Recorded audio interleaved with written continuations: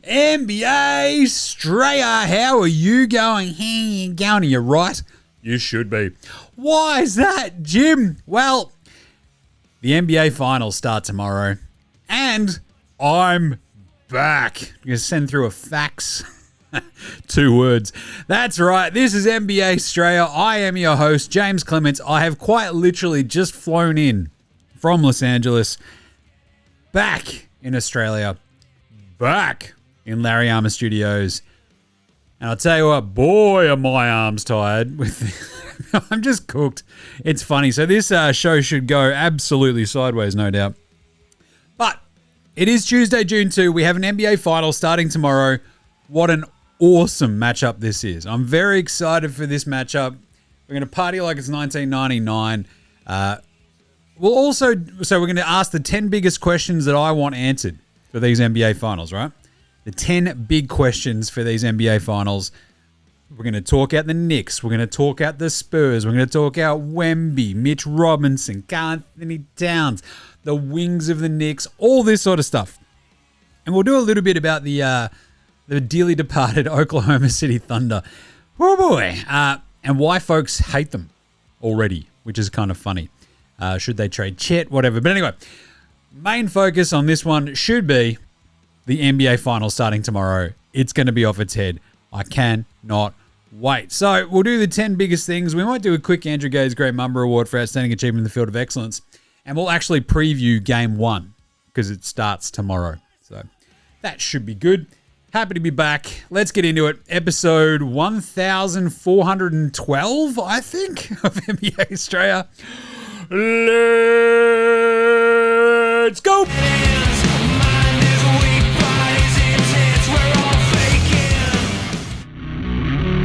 This is Josh Giddey. G'day, this is Andrew Gaze. This is Jack White. This is Joe Ingles. This is Darcy Daniels. This is Chris Anstey. This is Matthew Delvedova. This is Shane Hill. You're listening to NBA Australia. And you're listening to NBA Australia. And you're listening to NBA Straya. And you're listening to NBA Straya. And you're listening to NBA Straya. You're listening to NBA Australia. And you're listening and watching NBA Straya. This is NBA Australia. Let's do it.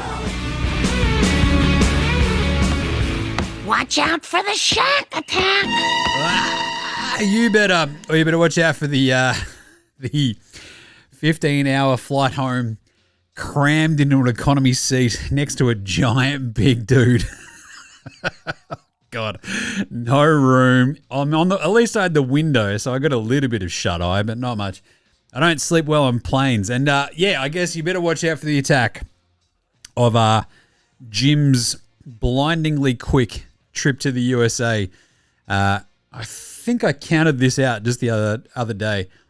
7 flights in 11 days. Oh, it's a bit much. So I'll tell you what. So I'm still a bit cooked. Flying home, I mean, a couple of hours sleep on the plane is just sort of not enough. But, landing here at like 6 a.m. back in Melbourne, pretty happy with that. Managed to get home, see the kids before I had to take, old mate was going to take them to school. Just ends up I got to do it and all that sort of stuff. It's very nice. You miss the family. Traveling around solo, drinking a million beers. I mean, it's a hard knock life. But yeah, 7 flights in 11 days just really does one on you. I've had like 0 sleep, I reckon, for about 2 weeks. It's not great. But what a trip. So yeah, thanks to all the legends who listened to like the little bits and bobs shows. I didn't get to do one sort of after game 6. LA was just a bit of a blur because I had mates I had to go catch up with first, to hang out with them. And by the time I got there on like the Friday night, after being in San Antonio for game 6, it was the time crunch was real. So I sort of ran out of time. I'm like, screw it. We've got enough time once we land to do a show on Tuesday to set you up for your NBA Finals. So quick little bits of reflection from being in San Antonio for games 3 and 6. Absolute chaos. Absolutely loved every second of it. What I did not love in game 6. Game 3 was awesome. You got the Fiesta colors. The place was going absolutely troppo. I love that part of it. The problem was the Spurs obviously lost that game. So the partying after the game was somewhat subdued. Not the case for game 6. The only problem I had in game 6 was about halfway through the first quarter. I'm patting my patting my pocket and just going, wait a minute. Did I, oh God, did I bring my passport? Oh no. Go and ask at Lost and Found. Nothing there. Go back to like one of the bars there in the Frostbank Center, all of whom were legendary as well. All these people in San Antonio were the best people in the world for being helpful. And I'm like, I don't know when it could have fallen out. I think I switched over from sunglasses to my glasses at one point, coming back inside from the party outside the Frostbank Center into the inside. But that's probably about the only time. So anyway, it was just at my hotel. I just hadn't brought it. I had a false memory of getting it out, going through security and just, yeah. So I stressed myself out, but it was amazing watching that game. It was absolutely off its head. That Spurs crowd went crazy, like hanging out after the game. Like the party was going on absolutely everywhere at this Frostbank Center. And then obviously, as I mentioned, I think I posted the being back in San Antonio itself, going back to the hotel. I went and had like 4 or 5 more beers because like the stress of not having the passport was just obviously gone. And I'm like, right, time for about 8 beers. So I went and hung out, chatted with some bartenders, chatted with some other fellow Spurs attendees, which was really fun. Had a really good night. And yeah, the honking of the horns, everybody flipping out for San Antonio was really, really cool. Did also have an Uber driver who, I mean, look, just one of those ones where you're like, yeah, it sounds about right. Yeah, no fooling. Oh, yeah, I tell you. His point was that he was single and that everybody who was single was going to be forced off into arranged marriages by 2031. Yeah. Because some of you got to stay off the internet. It's just, I tell you. Anyway, San Antonio itself is unreal. It's like I've been there before. I went to games 3 and 6. But those fans are absolutely some of the loudest, most insane fans I've ever heard in my entire life. I think I figured out I've been to 15 of the NBA arenas, and that Spurs playoff experience, those 2 games, 3 and 6, were absolutely nothing like I'd heard before. Really, Jim? Were they louder than Brooklyn? Yes. But they were louder than, like, I don't know. I still remember like the 2015 Memphis Grizzlies Golden State playoff game that we went to in Memphis. That crowd was absolutely off its head, waving their towels. That was when they're up 2-1 on the eventual champion Warriors as well, but that's when they got their heads kicked in. So that game turned pretty quickly. But San Antonio, the Fiesta thing was awesome, but obviously they lose that game. Game 6 was just unreal. Like the way they executed, the way that they sort of ran them out of the gym in the end and sort of really just figure them out a little bit. And then OKC just couldn't do anything about Wemby, really. And that's sort of what led to Game 7. So, but in between all this, so before I went to Game 6, I went to see No Doubt at the Sphere. And I'll tell you what, if you have any sort of inkling or chance to see any band that you like at the Sphere in Las Vegas at any point of your life, do it. Do it. Do it. Like, I love No Doubt. Tragic Kingdom, I think, was the 4th CD I ever owned. I'm pretty sure. And I've explained this to people before as well. Like, this is back in the olden days when, like, CDs cost an arm and a leg. And so your CD collection would be like, I don't know, 15, 20 deep if you were poor like me. So I think, what was my first one? Smash by Offspring. I think Nirvana. I think Nevermind was number 2. It was number 3. I think it was like Dookie. And I think No Doubt Tragic Kingdom was number 4. I think randomly like Jebediah was number 4. Anyway. But I love like those, No Doubt, Tragic Kingdom, and then Return to Saturn, and like just all-time tunes. Like that song, the No Doubt song, New, all-timer. But I'm Just a Girl, Spiderwebs, Don't Speak, just loaded, right? And the Sphere is incredible. The all-immersive aspect of it is all-immersive. I was kind of like, oh, yeah, we'll see. And then I'm just like, oh, my God. Absolutely blown away. As a music journalist for years and years and years and years and years, this is right up there. It catapults into like the top 5 experiences I've ever had at any show ever. And I've been to a million shows. So, yeah, that was pretty good. Anyway, so yeah, then I jump on a plane the next day to go back to San Antonio. Game 6, it's awesome. Have a really good night. And then back to LA. Land on the Friday, a million beers at the Rainbow and a couple of the other bars.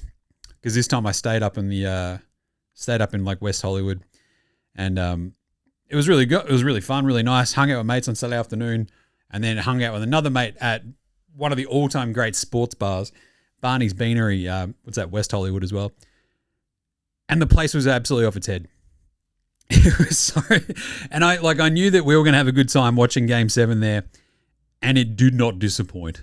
Like, it just had everything. Like the fuck the Thunder chants, everybody cheering for the Spurs was a little bit unexpected. There was a couple of, like, there was a smattering of OKC fans, but yeah, turns out people do not like the Thunder anymore, and so much of it. Like, if there was a hint of contact and like a bit of a foul, everybody in those bars, and the same thing happened when I was in New York for Game 5. I went and watched that game at my old local watering hole around the corner from our old apartment in New York.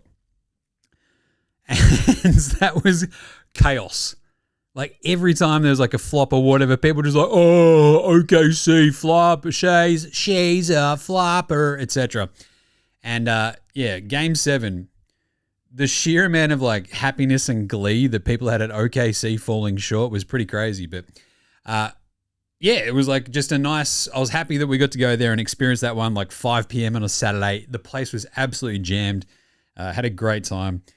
Got shit tanned and yeah, then flew home the next day. So it sets up OKC versus San Antonio. But before we do that, tiny little bit of news. Bit of a sad one. Rick Adelman passed away. He's 79. Coach for 29 years. Legendary coach. He has like the 10th most wins all time at 1,042. And I think he's fascinating for the simple idea that he's got like a bunch of different iconic teams. Like his Trailblazers, amazing. His Kings were incredible. Like the Rockets that he helmed and even like the Wolves run that he had at the end. Like all were very definitely Adelman teams. So, yeah, ends up in the Hall of Fame and, yeah, sadly passes away.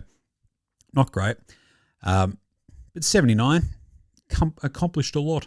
What else we had? We also had that Steph Curry has now got a new shoe deal with Li Ning, the Chinese company. So 10-year deal or something like that, which is fine. It's actually like one of the sneakily like really growing brands. It's not that sneaky. It's Chinese, right? Like off they go, bang. And if they're half decent, like D-Wade was one of the first ones on there, and here we are. I was actually in the, I like shoes. Old mate doesn't like that I like shoes. I was in the New York NBA store as well. Got myself a couple of new Sonics hats. Pretty happy with that. Bought a couple of other little bits and bobs for the squids. And they were much more excited about the stuff I got them from the... I had promised to get them stuff from the Nintendo shop as well. They are obsessed with Nintendo at the moment. Couldn't be my kids. I was definitely obsessed from a very young age. But anyway, yeah, so the shoes thing is pretty crazy because, like, I remember I went to an Adidas flagship store when I was in LA as well. And there's only a couple that I would even consider buying. You go through a bunch of... I was in a Foot Locker with Lamar Odom. That was another one. I didn't post about this or anything. I'm just like, it's Lamar. I'll let him do his thing. I didn't take a photo. I'm just like, fuck him. But I'm like sort of perusing. And I realize there's like a 6'9" bloke behind me going, yeah, these are a bit tight. And then throwing his card on the top of the shoes that he was buying. I'm like, holy crap, that's Lamar Odom.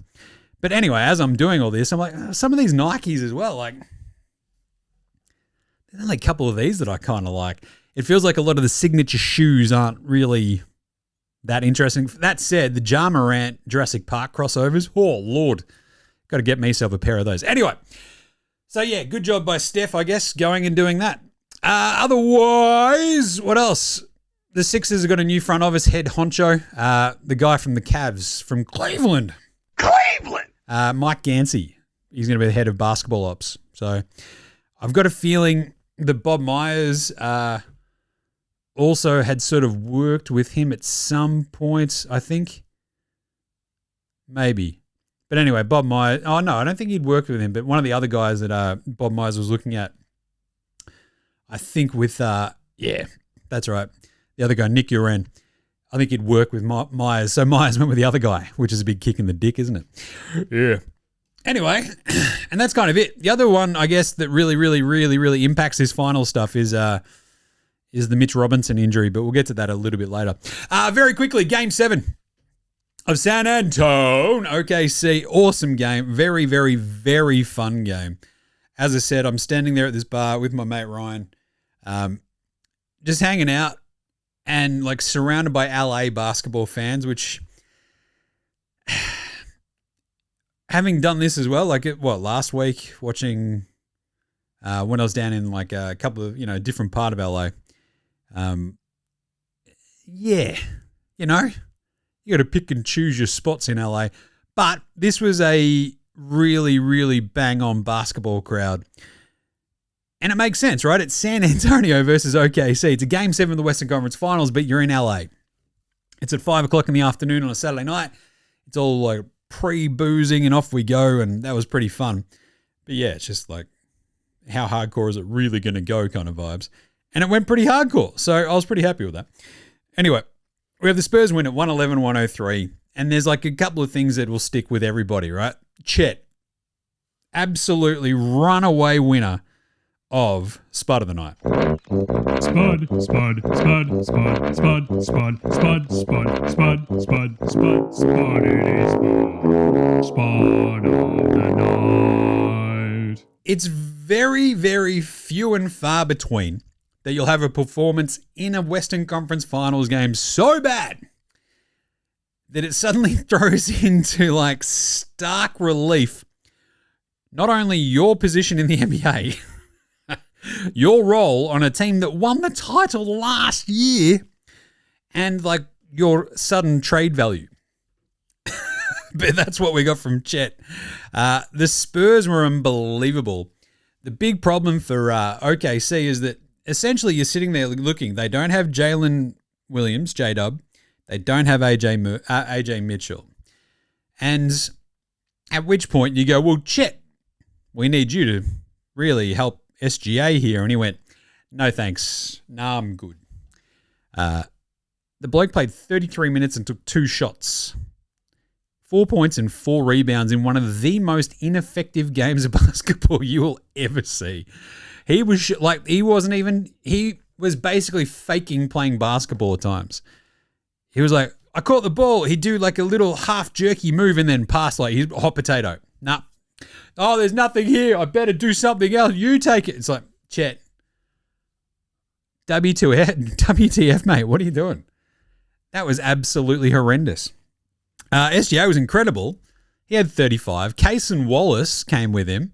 He had, 17 or whatever it was in the end. And, like, Jared McCain hit a few shots. But yeah, like 12 points on 12 shots. Caruso went 3 of 14 for his 12. Like, they were sort of at least trying. But, yeah, without J-Dub and AJ Mitchell and with Chet absolutely turtlenecking at every single point of him being on the court, it was going to be pretty tough. Like, it was crazy to watch Dylan Harper, a rookie, a 20-year-old rookie, have far more composure and aggression built into his approach to this game than like a slew of championship-winning veterans. It was amazing. 12 points for him. He was unreal. Castle just absolutely ate up everything that he was sort of like tasked with. Fox was really handy and hit some really big shots at some really big times. Champagne had 6 threes, each one bigger than the last. It was absolutely awesome. He was a plus 16 in his 38 minutes. And of course, Wemby had 22, 7 and 1 steal, 1 block. They were not numbers that are going to completely blow you away, but because he was just good enough, everybody else was allowed to be good enough as well. And they were just sort of like essentially the rising tide floats all boats. They couldn't quite get that from OKC with SGA's 35 and 9. Whereas the 22 and 7 for Wemby, it just sort of felt like all the things he was doing on defense, all the stuff he was doing on offense, just made it that little bit easier for the rest of the Spurs. They shot 17 of 40 from three versus the 12 of 35 from OKC, and that's kind of what happened, right? But really, it's SGA's drive at the end of this game where it's like if they score, they're right there within a chance. He drives and turns his body midair and goes, nope. He's suddenly kicking it out, and it just goes nowhere. It's like a 4-point swing. Harper was absolutely fantastic. You had Wemby somehow avoiding, like he had 5 fouls for like big chunks of this fourth quarter. Chet didn't go at him. SGA didn't go at him enough. He played very smartly, didn't get it. And then, of course, the cornet block with the power of 1,000 nuns on his side has himself a sneaky LeBron James, oh, blocked by cornet moment. It was absolutely, that is an all-time pantsing as well. Like, there's going to be a point when you're like looking back at your career and you go, wow, Luke Cornett's going to be like, yep, I'm pretty bloody good. It was absolutely remarkable how good he was in that exact situation, right? He basically comes in, blocks the Hartenstein dunk, and is just like, well, yeah, absolutely just swats it, goes back the other way. Cornet, just incredible. Absolutely incredible. He was so good, and it was very, very fun to get the Cornet blocked by Coronet. It was a game-changing moment. So, yeah, good on him. But, yeah, I think we saw in that game as well why folks hate OKC, the flopping, the sort of constant moaning, Dort trying to hurt people.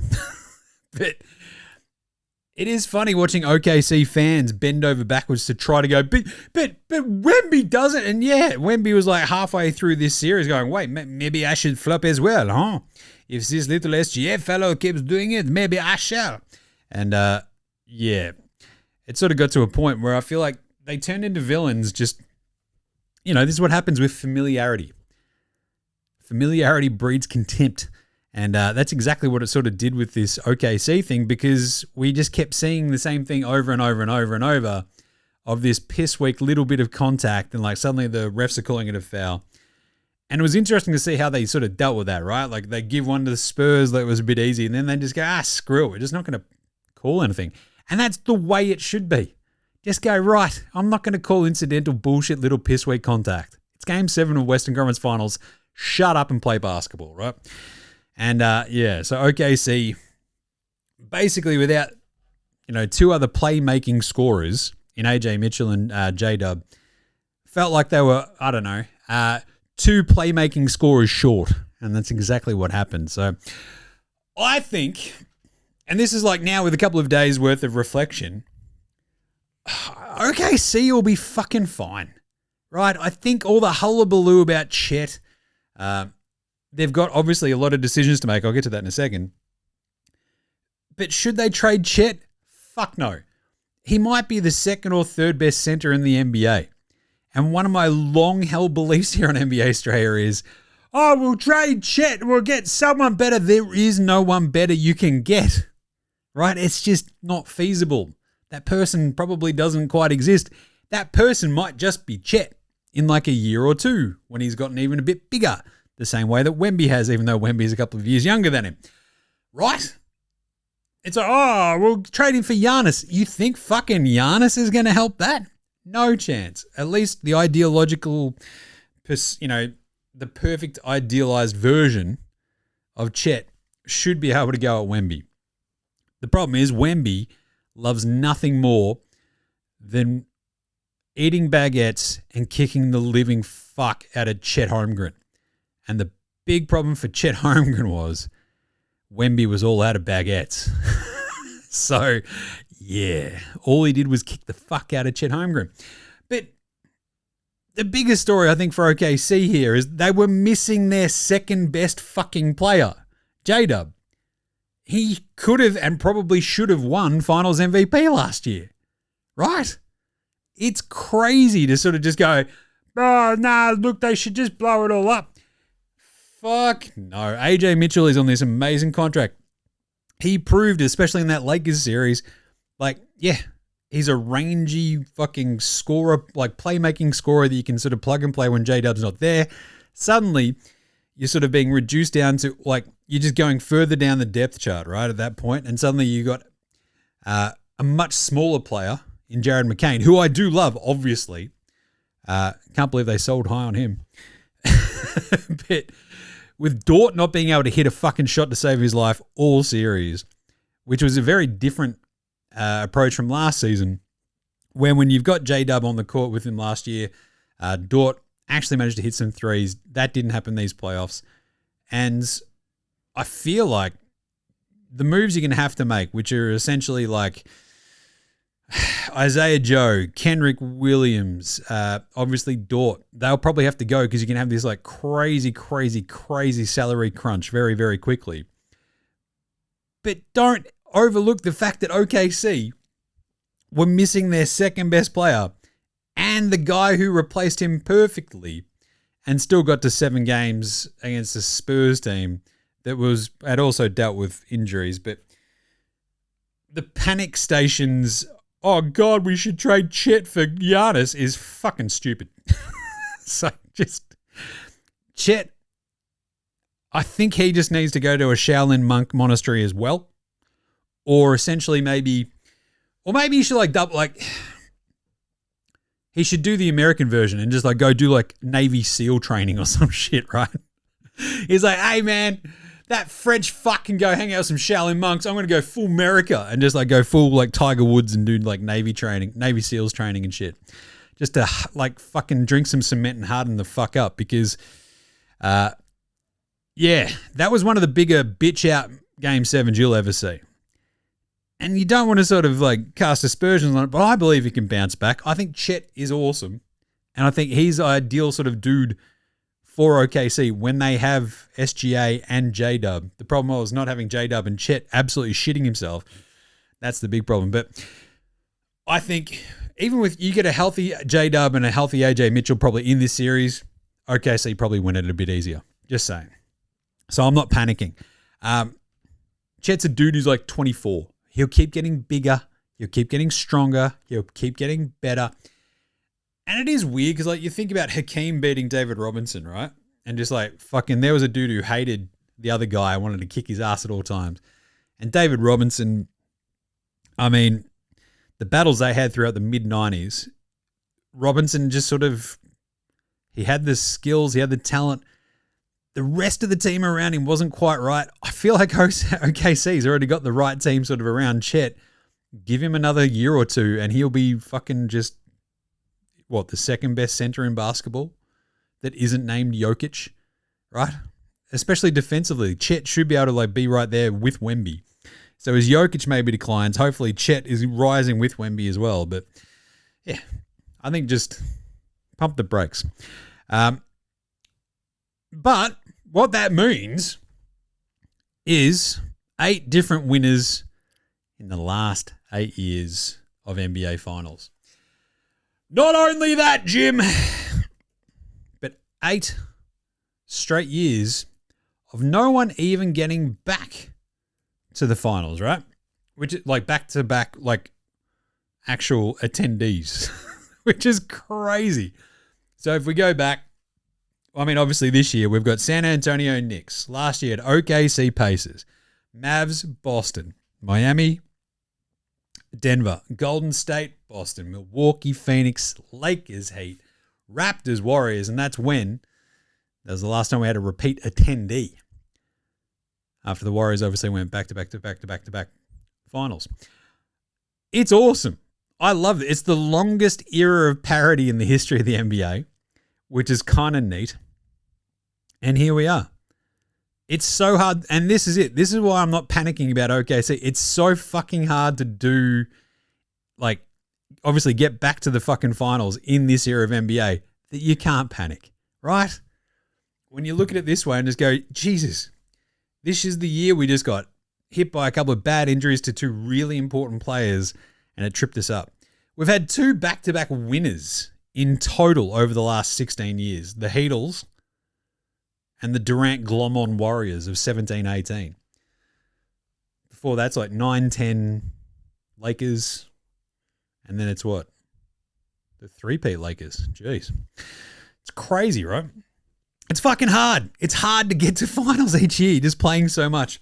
But yeah, so what do they have to do? They have to try to keep Cason Wallace. I think he's their Lou Dort replacement. They had the 13th highest payroll this year, but already next year, at this moment, they'll have, I think they've already got $28 million more than any other team already on their books. That's not including their draft pick. So what was that, 12 and 17 or something? So I wouldn't be surprised if they probably swing to try to trade up with the combination of those draft picks. But yeah, I reckon you'll say goodbye to Dort. Probably Isaiah Joe, probably Wiggins, probably Kenrick Williams as well, even though they love him. Because I don't know if you're going to trade up, unless you're throwing J-Dub or Chet into a trade. I don't think they're getting into a top 4 spot. Because especially you think about like the Wizards, Utah, Memphis, they've all got future picks. Maybe you can convince Chicago to take Chet and give you 4, but I don't know. Chet with Giddy, I'm just saying, it'd be pretty fun. But yeah, Wiz, Utah, and Memphis have got incoming picks already. I mean, OKC could just dump a shit ton of on them, but you've got to give them talent back. So, bit of a weird one. Anyway, we'll have plenty of time to talk about OKC in the off-season and in the next few weeks in between final stuff. But so, let's take a quick break, come back, and talk out some NBA Finals preview. And the 10 biggest questions that we've got for this entire series, because it's going to be an absolute bloody ripper. Let's do it right after this.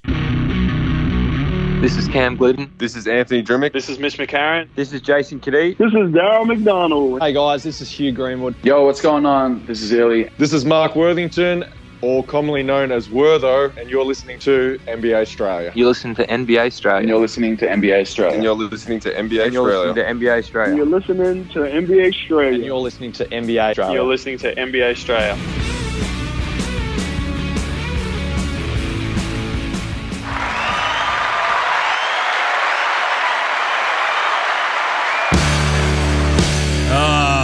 That's right. We've got the applause before we have our big 2026 NBA Finals preview.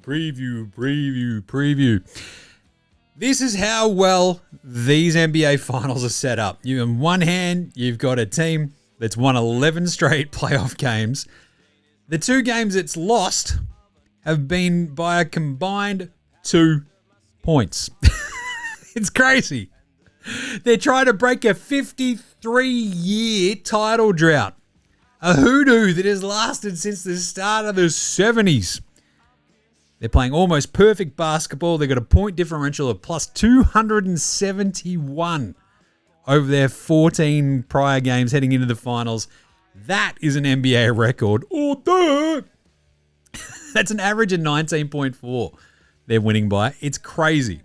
The most before this was plus 196, and that was the Glomon Durant 2017 Warriors, which is basically cheating.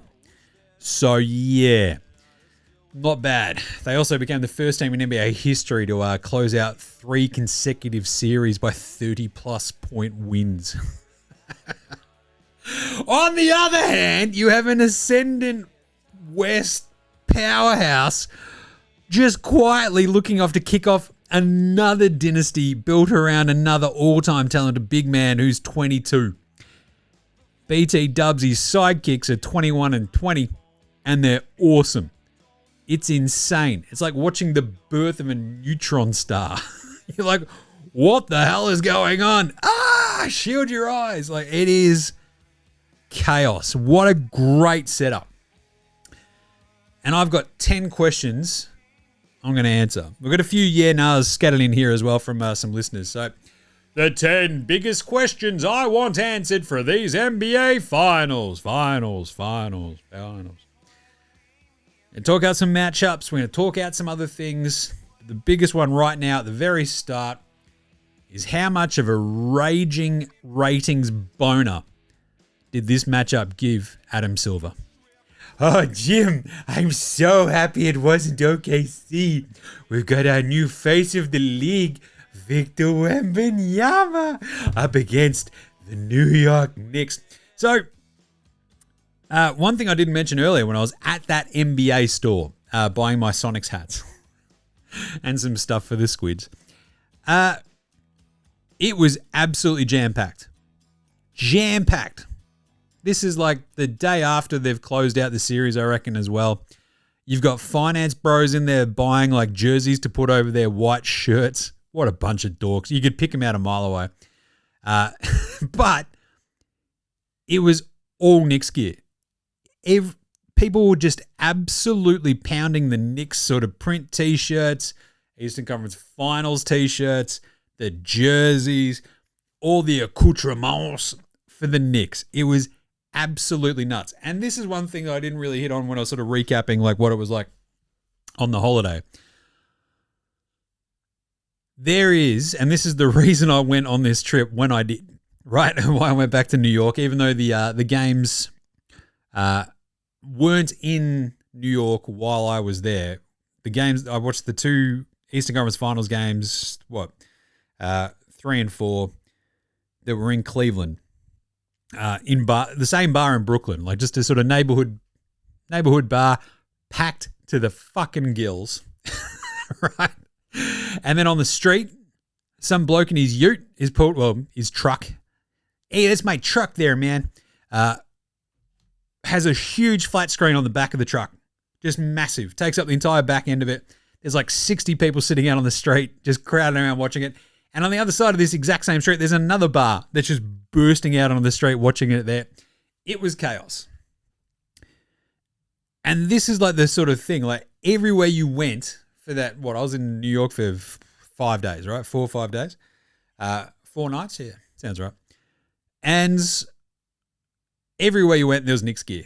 People talking up the Knicks. I went back to, so the day for the game 5 of OKC San Antonio, going back to my local watering hole, if you ever go to the Upper West Side of Manhattan, there's a place called Blondie's Sports. It is one of the great sports bars in New York. I love it. I sat there.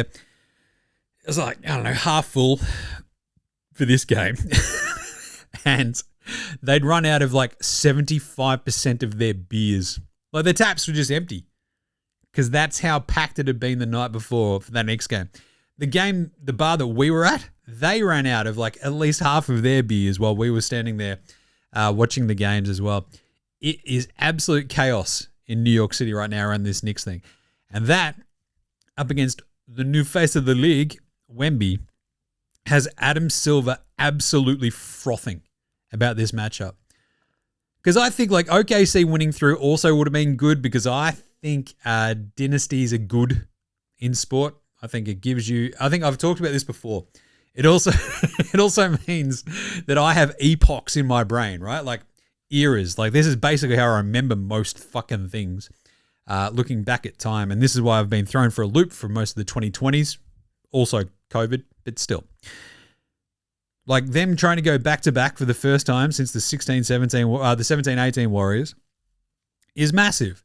But an ascendant Wemby with a awesome, fun, young team, it is much more valuable, I think, to the casual basketball fan to go, Wemby, look at him. He's a 7'47" French freaking alien.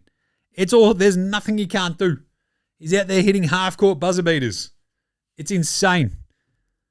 Well, the buzzer beater, like the game tire in that game 1. But I think the OKC thing, that's like the hate that they're getting as well is pretty funny. I love that now sets up Spurs OKC for the next, I love that you want to say decade, but realistically, 3-4 years. That's how quickly these things go. Do you remember going back like, oh my God, the Bucks, they're going to dominate the next 4 or 5 years? No. The Warriors get by in 2022, but the Celtics were there. The Celtics are going to be back. No. The Heat knock them off in 23. Denver win. Denver are going to win it for the next 4 years. No. Boston were back the next year beating Dallas. That was weird, wasn't it? And then OKC get by the Pacers, who weren't anywhere to be seen this year because they didn't have Halliburton or, your man Turner. And here we are. So instead we get San Antonio with a great, insane like French freak. And on the other side, the New York Knickerbockers of New York City, Adam Silver is frothing in his jocks. Number 2. Jim, do the regular season matchups teach us much about this? Yeah, nah. To a degree, yes. But also, nah. Because I think you can read into it. So the Knicks win 2 of the 3 matchups, including obviously the NBA Cup final, which is probably more like a little bit indicative. But I mean, at the same time, you got Wemby coming off the bench in spots. Like, the New Year's Eve game where I think 11 threes made by Champagne basically got them over the hump. Knicks smashed them at home in March. And that was the biggest loss, though. I think it was a 25-point loss. That was the biggest one the Spurs copped all year. And they only lost like 3 games between February 1 and April 3. The other 2 were to Denver. So, yeah, pretty crazy. Knicks, they know how to beat the Spurs, but these are 2 almost completely different teams at this point, right? You got one Spurs team that's been melded and forged in the heat of battle of the playoffs. And you've got the Knicks playing the best basketball in the history of the game through the first 3 rounds of the playoffs, right? Biggest point differential we've ever seen.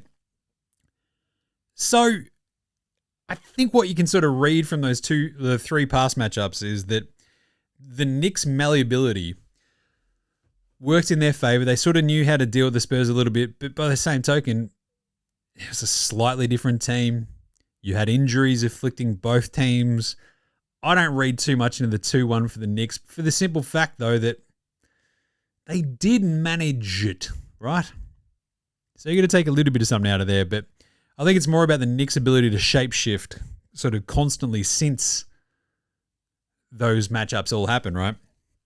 It's one of the things about the Knicks season has been the peaks and troughs.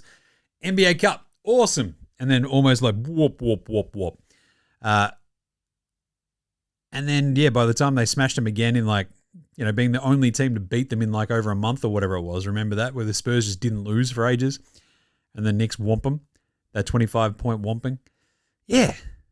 You can take a little bit away from it. That they know that the shape-shifting nature of a 7-game series is going to be really important. So I think it sort of helps out. But I mean, you look at the matchups. I don't even really think like the matchups really matter a giant amount, because I don't think you'll see too much of like Wemby guarding Hart so he can shade off onto Cat.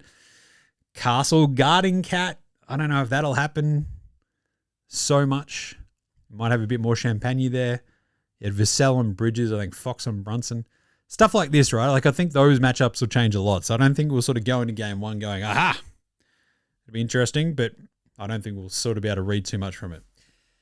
So basically, with how much has changed since then, you look at those and go, I can read a little bit into it that the Knicks aren't afraid of them. They beat them in the NBA Cup final. Does it matter that we have a potential to have a cup winner and a title winner in the same year for the first time ever? Again, probably not, but it will be kind of neat if it does happen. So yeah, that's number 2. Number 3, and this is a big one. You've heard this all bloody year about the Spurs. Does the lack of experience hurt them? Yeah, no, because they're experienced now. Teams this young don't make finals. Simple as that. Superstars, the age of Wemby, don't usually make finals. It happens very rarely. This is, in fact, the second youngest NBA team in history to make the finals in terms of minutes played. The youngest was the 1977 Blazers, led by Bill Walton. If you haven't read Breaks of the Game by David Halberstam, go do it. So that's the first. This Spurs team is second. Third is last year's OKC. So, look, I think we're getting to this point where what matters is depth, matchups, injuries, and away we go. They've also played a crap ton of games in these specific playoffs. We had Hazapee sent through a basically about this. Jim, I have two for you. Not sure if you're doing pods at the moment, but whatever. I did a couple of little ones while I was overseas, but this is the good one. Does the inexperience tag drop now from the Spurs, given they've played 5, 6, 7, 18 games total of playoffs? I think previously you said 11 and 12, and surely knocking off OKC off in 7 away from home quells that. Yes. That's it. The only way to get experience is to do the fucking thing, right? And they're doing the fucking thing. I think we've just gotten to this point where you're learning on the job. And yes, usually what we see is the team that wins the finals has an ascendant super duper star in their like age 26, 27, 28 seasons, right? So Wemby and the Spurs would be a giant fucking anomaly. Like, to a really big degree, because this is like the Andrew Gaze Gray Mumber Award for Outstanding Achievement in the Field of Excellence, like folded in here as well, because I'll tell you what. It's the first annual Andrew Gaze Gray Mumber. Outstanding Achievement here.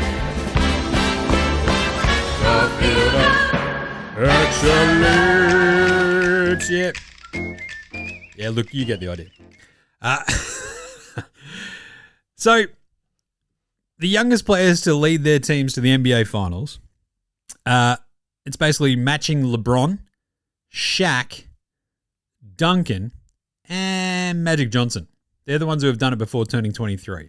Shaq did it with the Magic in his third season. They got swept. Tim Duncan beat the Knicks in his second season. He was 22. LeBron James got swept against the Spurs when he was 22. Magic wasn't the best player on his team when he was 20. That was Kareem. But he did win the title. Then you got Hakeem, Dwight, and Durant, and Tatum, all 23, right? And like, so these are super, super young dudes. You got Bird, Wade, and Kobe as well, like a little bit older than that, but yeah. Essentially, this is an inexperienced team who have now garnered that experience by working through it. And I think the finals are still going to be different again. And I do kind of worry that, and it kind of leads into the next one that I want to ask. Like, it was such an emotional toll beating OKC. I wonder if the experience, like in the years coming, if they were to beat OKC again, would they be a little bit more, all right, job's not done, got to go beat the Knicks. But at the same time, I was completely fine with the emotional outburst of that Spurs like win because it was massive. It was such a hard-fought series. It was such a grind. It was so physical. These two teams hate each other. It was sick. So I was all right with that. But yeah, I don't think we can lump them with the inexperience tag now because you think about, all right, a couple of years, oh, well, we made the playoffs and we got swept. All right, there's 4. Oh, we made the second round of the playoffs the year after. It's like, all right, here's another, 8 games. And then you go on a run and it's like, I think, yeah, that 11, 12 games worth of experience and then a 7-game series against your hated rival. I think you're okay. I think what might matter more is this one. Does it matter that this is the 3rd straight opponent for the Knicks coming off a 7-game series? Yeah, yes, that matters. Oh, Lord, it matters because you want some rest. You want some rest. That's right. 9 days off for the Knickerbockers, 4 days off for the Spurs. But the Knicks were able to take care of Philly, who came off the 7-game series against Boston. Cleveland, who came up the 7-game series against Detroit, and now the Spurs. Spurs are also coming off 2 really hard-fought, psycho-physical series against, Minnesota and OKC. And I think this might be the one thing that might matter more than we're even giving it credit for, right? That is a lot of basketball at a really high level in a very short amount of time versus a very refreshed Knicks team that has just gone out and swept the last 2 rounds and curb stomped the Hawks in that final game as well, right? The Knicks have won their game ones as a result by at least 11 points. One of those obviously was the Cleveland comeback game, which was just insane, but they still managed to win by 11 in overtime, which is funny as hell. But I think it will definitely help. So yeah, you've got on one hand the experience level of the Spurs. They keep leveling up as they keep knocking off opponents and getting higher and higher and higher, get to the finals. The Knicks, rest versus rust, is it a thing? Yes, it is.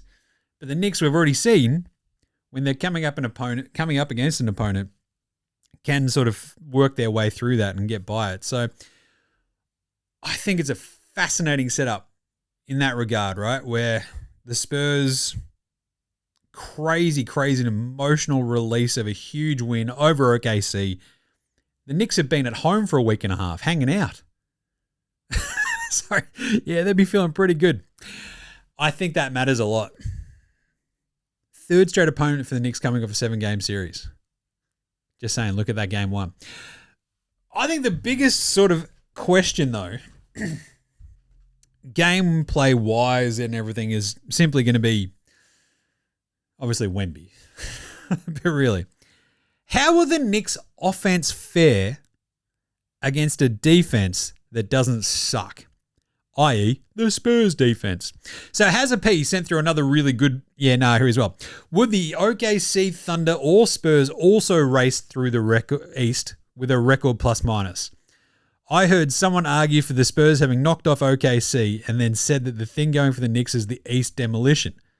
Can't help but think also the Spurs or OKC would have cleaned house in the East. Yeah, they would have. They would have smashed them. But I think that also shows you how good the Knicks have played. Right? So OKC and San Antonio would have absolutely smashed all those other East teams, I think. You think about Philly. Brutal. It is still hilarious that they had one good week in them and it came against Boston.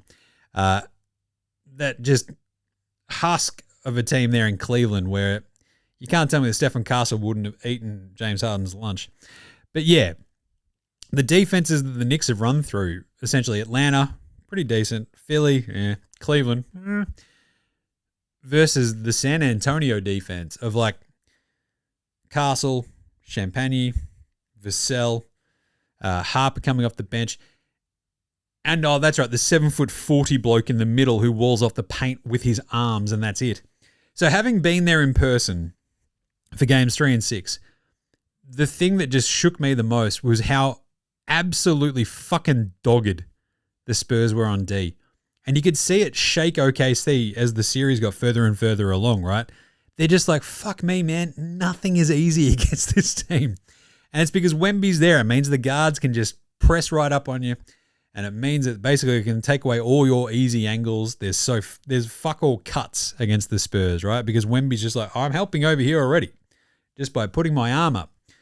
And it's going to be really interesting to see how this Knicks offense goes against the Spurs D, because their offense, again, the malleable, right? The malleability of this Knicks offense underneath Mike Brown has been really, really good.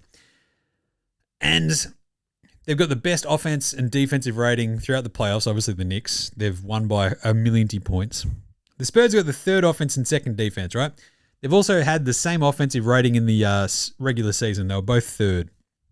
Spurs were 2nd in defensive rating. Knicks was 7th. So, obviously, no pushovers. Looking pretty good. The thing is, top 5 in both. It's the Spurs. Just saying. But you think about it. Most of this comes down to me is all right, your matchups for the Spurs defense versus the Knicks offense. If Cat's being swallowed up by Wemby, if the shots are not dropping for him, we'll talk about him again in a second, but suddenly you got Brunson fighting past Steph Castle. Can Bridges and OG do what they did against their East opponents, right? Can Landry Shamwow hit 1,000,000 threes? Can Deuce get going? Really, though, that Josh Hart, OG, Bridges triumvirate in the starting lineup, they've been awesome so far these playoffs. I think this is a little bit different. Like Vassell, Castle, Harper when he comes in, obviously Champagne, and obviously Wemby. It's a big, weirder, different kettle of fish. So I'm fascinated to see how they answer the bell, especially in game one. I think it'll throw them for a bit of a loop early on because they're just like, geez, we were expecting this, but wow, we weren't expecting it. So Knicks offense against the Spurs defense right out of the gate. How bad is Mitch Robinson's broken finger? Oh, and how did he do it? Is this a thing, Jim? Yeah, nah, fuck yes. He is an absolute offensive rebounding cheat code. They basically, 24% of all offensive rebounding chances they snagged when he was on the court. That's insane, right? They were 7th in offensive rebounding rate. Spurs are 10th. Mitch Robinson's a huge part of that. And he'll also have games where he just wrecks shit for 2 or 3 minute spurts. You're like, geez. And especially against Victor Wembanyama, when you got Cat out there going, oh my God, and trying to get a really dumb foul every couple of minutes. Having Mitch out there with a broken right pinky that we still don't know how he did it. Yeah, it's not going to be going great, is it? So they need Mitch out there. They need him to be fighting, playing defense, being a deterrent for Wemby because suddenly it gets very thin on the ground. We've got our man, former Melbourne United big man, Ariel Huck-Porty out there. Yeesh. And yes, they can break out the OG at the 5, break in case of emergency sort of stuff, but you don't want to play him there too much, right? So you need Mitch out there and playing okay and hopefully not hurting himself anymore. Because look, broken fingers, man. I've still got the bend in this one from, 2 years ago? Pub cricket. Bloody, I've broken thumb 1,000,000 years ago. Yeah, it sucks. They don't go away quick. So how bad is it is really probably going to have a big impact on this series, especially as it goes on, in terms of how effective he can be against Wemby. Speaking of which, Wemby versus Cat. That's just a big question. You've got a playmaking big that can stretch Wemby out to the 3-point line if that's what's going on, right? It's almost like if you were thinking of someone who could trouble Wemby the most, it's a playmaking big who can stretch Wemby out to the 3-point line. It's Karl Anthony Towns, right? The problem is you just never know which Karl Anthony Towns you're going to get. Oh, my God. Right? Are we going to get dumb fouls? Or are we going to get awesome triple-double Cat? That's the biggest question here. Can Cat just not do the big, dumb Cat fouls if Mitch Robinson's not a liability? If we get good Cat and not bad Cat and Mitch Robinson's ready to go, it's really interesting to see how that matchup goes against Wemby. Cat might even not be guarding Wemby that much, right? They'll probably throw OG on him. Maybe if he's going to be guarding Hart, we'll see what Hart does the other way. Wemby guarding Hart and shading off onto Cat is probably what they'll end up doing.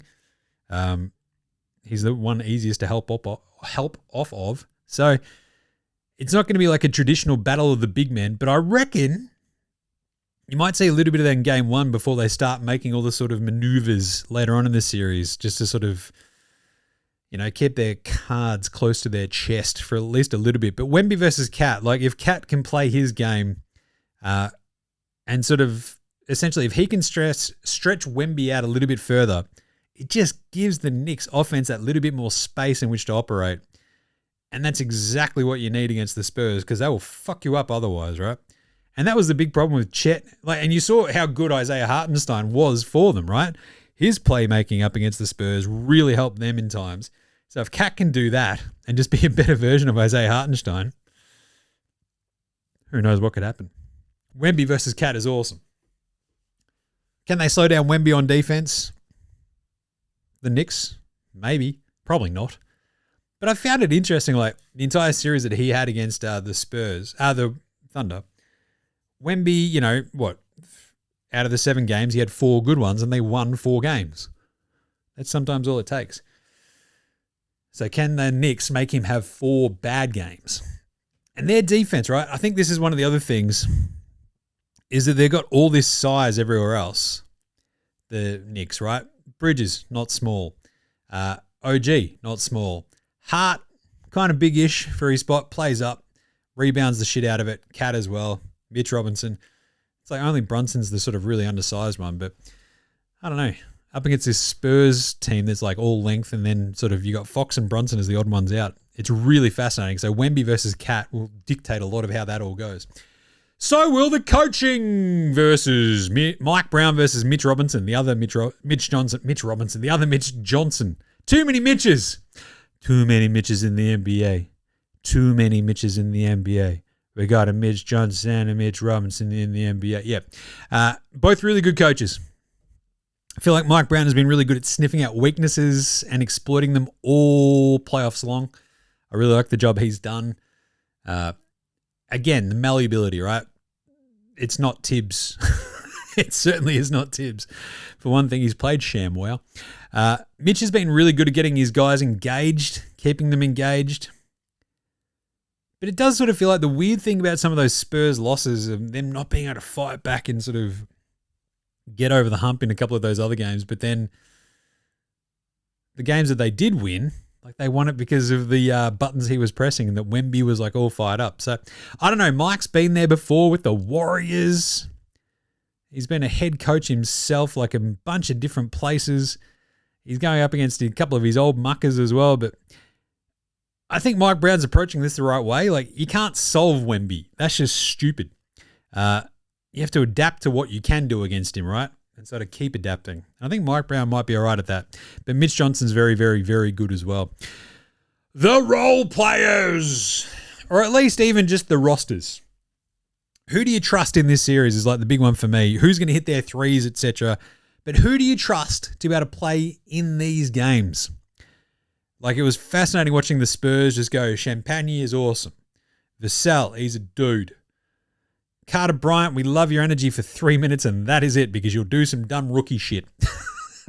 Dylan Harper, we know you're a dog. Like, you're a 20-year-old point guard. You shouldn't be doing this shit. But you think about, like, yeah, they're top 7 dudes, top 7, 8 guys, the shooting. You think about the Spurs. You got Wemby, Castle, and Fox. Then you got Vassell and Champagne as your starters. You trust most of them, and I think those really good Spurs games are when they all spread around the wealth. And the thing is, the Knicks are exactly the same, right? Brunson, Cat, OG, Bridges, and Hart. The best Knicks games are when all of them are contributing at like almost an equal level. The Spurs then have what? Harper and Keldon Johnson off the bench, a little bit of Cornette, a tiny dash of Carter Bryant, which would be interesting to see if they unleash him against Brunson for a little bit.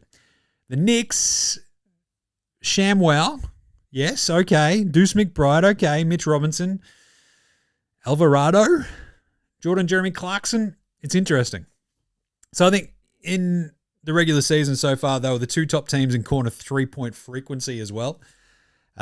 And I think the thing is the top 4 players in corner 3s this year were Mikal Bridges, OG, Harrison Barnes, and Champagne. Harrison Barnes is another one.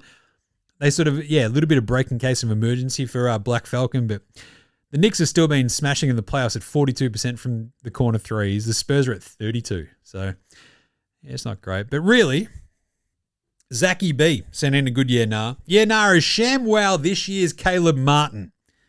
Yeah, nah. Fuck, he might be. 11 to 12 from 3 in the Eastern Conference Finals was stupid. Stupid. ShamWow turning randomly into Ray Allen was not on anyone's bingo card for the Eastern Conference Finals. Same way as like Caleb Martin turning into a combination of fucking Scottie Pippen and Michael Jordan in the, 23 Eastern Conference Finals. He averaged a 26-2 and went 22 of 45 from downtown in that series. That is a great call, Zachy B.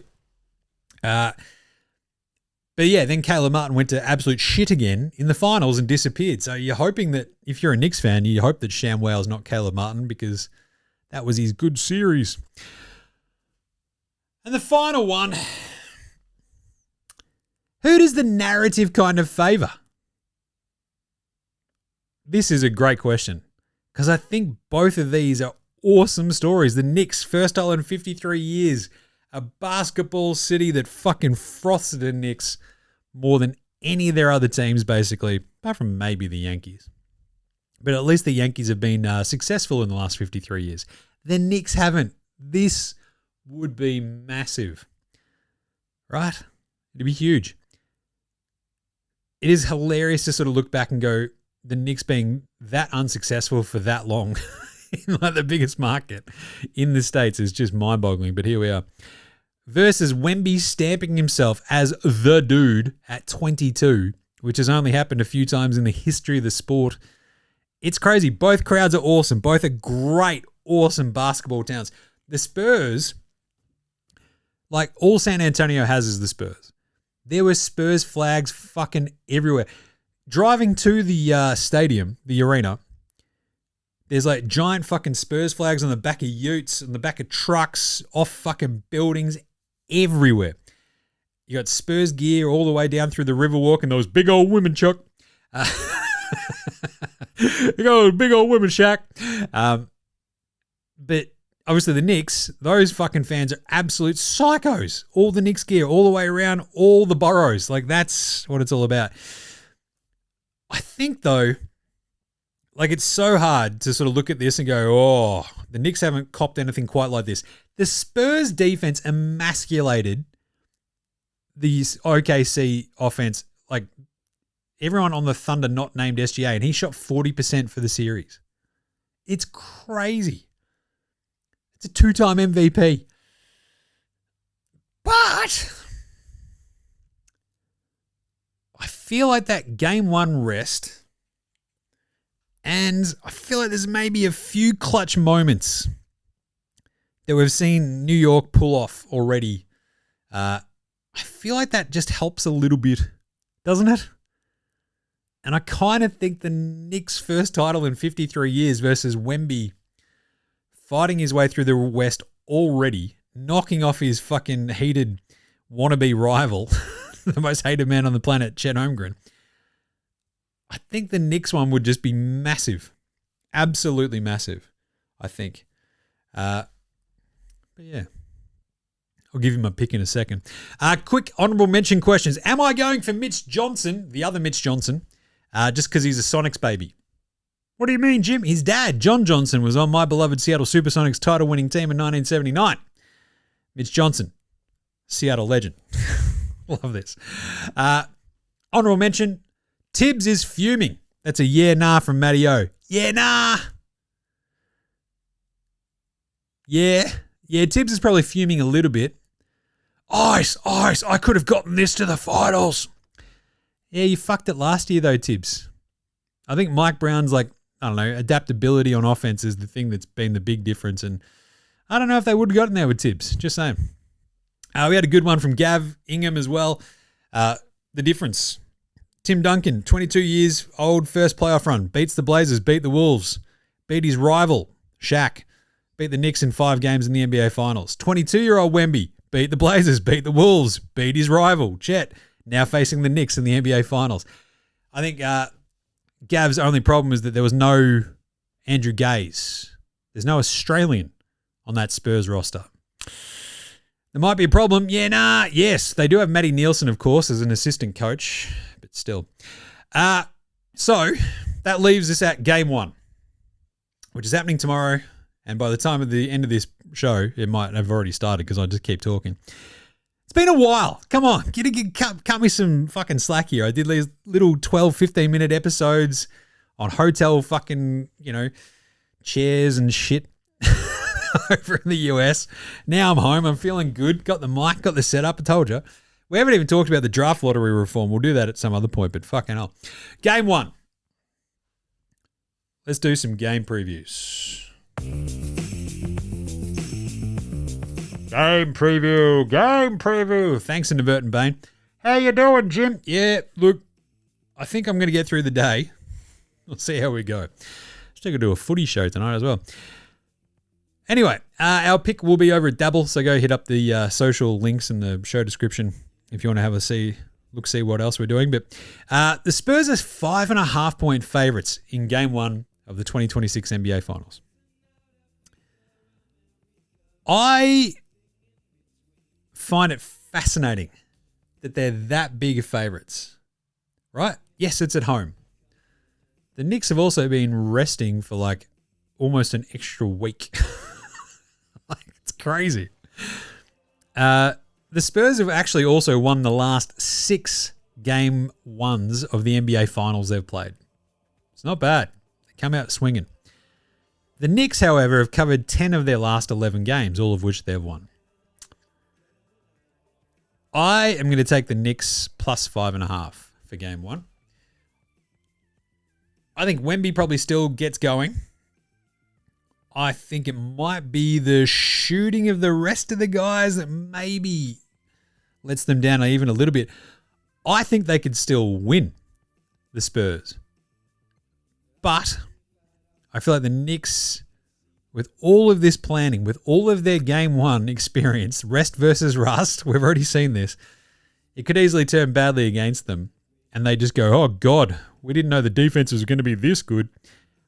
I still think, from what we saw in against Cleveland in Game 1, the comeback from 22 points down, 7.5 minutes to go, amazing. The other Game 1 demo jobs they've done, just the sheer impact of that Oklahoma City series on San Antonio. I think I'm going to take Knicks plus 5.5 for tomorrow morning. And you know what? Knicks in 7th, baby! Here's my series pick. I want a Game 7. I think the Spurs are awesome. I think the Knicks can still win this series. I think their size on the perimeter might be an interesting thing. I do think, look, the youth of Castle and Harper and Wemby will probably rear its ugly head here and there. But how good they are against across the year, we saw Cat, Bridges, OG fluctuate pretty dramatically, right? Being able to sick Castle and Harper onto Bronson, Carter Bryant as well, just a bit of a tough one. I think the Knicks are going to absolutely fight and scrap, and I think they can just pull it out because the Spurs just maybe don't have that one extra little bump of scoring. I think the sort of range of ways the Knicks can beat you now gets them just over the hump. So I think we're going to take Knicks plus 5.5 in Game 1, and we're going to take Knicks in 7. How does that sound? I hate to say it, but I think, look, the Spurs are so terrifying already. Let's give the Knicks one, can we? All right. And there you go. All right, that is it for today's show. That is the NBA Finals preview. It's good to be back. We will do a show tomorrow, of course, after Game 1. Wrap it all up for you and set you up for Game 2. But that is it for today. Make sure you're following NBA Straya on Twitter, Facey, IG, TikTok, and YouTube. We'll be back doing the NBA Coffee Run tomorrow morning. We'll be all over the socials as well. Back to our regular scheduled programming. No longer on a bloody plane. So much time. 7 flights in 11 days is fucking stupid. Anyway, so we'll be doing basically that schedule, right? Like whenever there's a game, we'll do a show. That'll be fun. Get around AFL, our AFL show, Footy Unfiltered. Myself and Jez back this week as well, which should be really fun. A lot of footy going on in the past couple of weeks, none of which I've paid attention to, and my beloved Blues are on a win streak. So now that I'm back, watch that fall apart. Jim Does Supercoach will be back this week as well. We'll try to do that on Wednesday, I reckon. Maybe on Thursday. We'll pop that off. See how we go. And NFL Straya. Lots of moves at the moment, so Gaz and I might actually end up doing an off-season show. We'll see what's going on. Rate, review, and star all of those shows on your podcast apps, of course. Also, you can help support the show. buymeacoffee.com/NBA Straya. Help keep the lights on here. That'd be really appreciated. Big thanks always go to From Oslo for the intro and outro song They Rule. So to House Hats, Josh Del Rentis, Fascinator, Goldmines, Ramshackle Army, Iowa, Section Green, and Dozers. They're behind all the tunes you hear on the show. So smash them on your music streaming platform of choice. That's it. Nothing at the end of this one because it's already run very long and my voice is about to give out because it's the most I've talked in about 2 weeks. So we will catch you tomorrow. you dickheads, after game 1 of the NBA Finals. Who you got? Let me know. Send through any questions in the DMs on the socials, etc. Let me know who you think is going to win this NBA Finals series. Let me know. I'll tally it all up, and then we'll see how we go. All right, I'll catch you tomorrow, you dickheads. This is NBA Straya saying, good to be back. Look after yourselves, hug your mates, and later, hosen.